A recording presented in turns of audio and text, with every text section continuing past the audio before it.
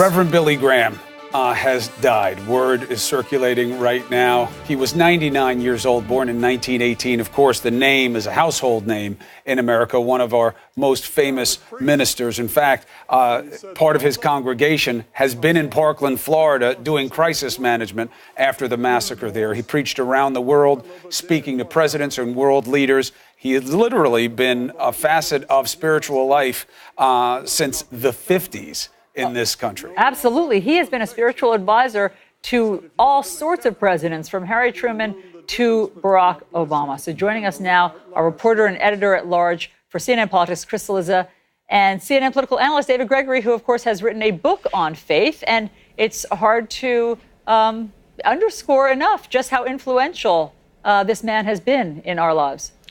Well, not just in politics and, of course, in faith and popularizing faith as a televangelist.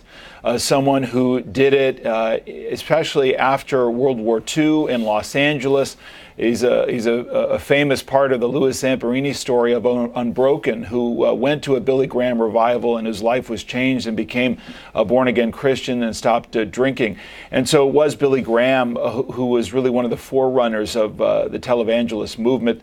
His parents were raised as Calvinist Protestants. He joined the Southern Baptist Convention, and so he popularized faith and the evangelical movement like no one else had, and at the same time had this incredible political resonance, some of which was controversial. He was close friends with Richard Nixon and had a blind spot for Richard Nixon and some of his anti-Semitism, but didn't shy away from being close to presidents, from speaking out about communism, from offering advice on matters of war and peace. And more up to date, and for a president that I covered, George W. Bush, he, even at an advanced age, was incredibly influential in the lives of our leaders. It was in conversation with Billy Graham that President Bush said that he found a renewed relationship with God, became a born-again Christian himself, and set himself on a course that was so important in his own life. So this is just a tremendous loss in the world of faith, in our national life, in our political life.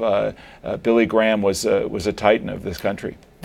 Chris, the Time magazine once referred to Billy Graham as the Pope of the Protestant movement. And for a long time, he was the cohesive point for the evangelical movement in this country. Yep. He was someone who favored non-denominational Christianity, which was a very new idea in the 50s and 60s. People really stuck to their churches. Obviously, his parents were Calvinist. He had started with the Baptist church, but he started to engender this idea that it's not about the organization, it's about the faith and how it is lived as a mission. That's right. And I would say, I think David touched on this, but I think the influence of Billy Graham on mainstreaming evangelical thought into politics, particularly Republican politics, 1980s, 1990s, into the 2000s.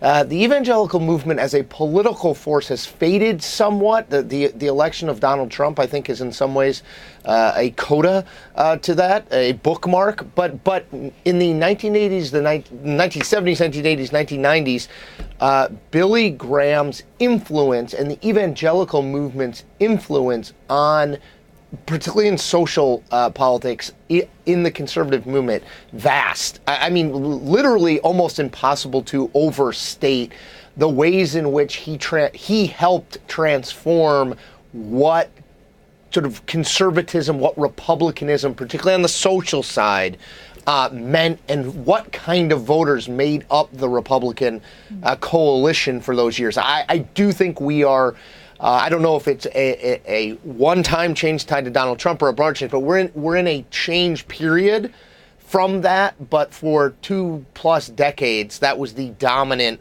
or one of the dominant voices within the conservative movement. Yeah, and I mean, I think that what you're touching on and what David can build on is that he believed in sort of the big tent philosophy. He insisted, even in the 50s, that his revivals meetings be integrated racially. And I was interested to read that he bailed out Martin Luther King Jr. from jail after he was arrested for some of his demonstrations, and then insisted on preaching together as well. Right, and the non-denominational movement, that modern evangelical movement, which went beyond the established dominations, was then, continues to be controversial, but also incredibly popular because of how accessible Billy Graham was. And then modern day evangelists like a Joel Osteen are incredible in their reach around the world, and in how I've been to Joel Osteen's services, how incredibly diverse and huge his Sunday morning services are. And Billy Graham was really the forerunner of that, making it more acceptable, breaking down a lot of barriers, which also engendered criticism within evangelical circles, and certainly does in among modern evangelicals. There are a lot of interdenominational fights, but Billy Graham was really one of the first to break through all of that, to reach a broader audience, and then to add what Chris was referring to, this incredible political influence as kind of America's preacher, certainly the preacher to the most powerful figures in the country.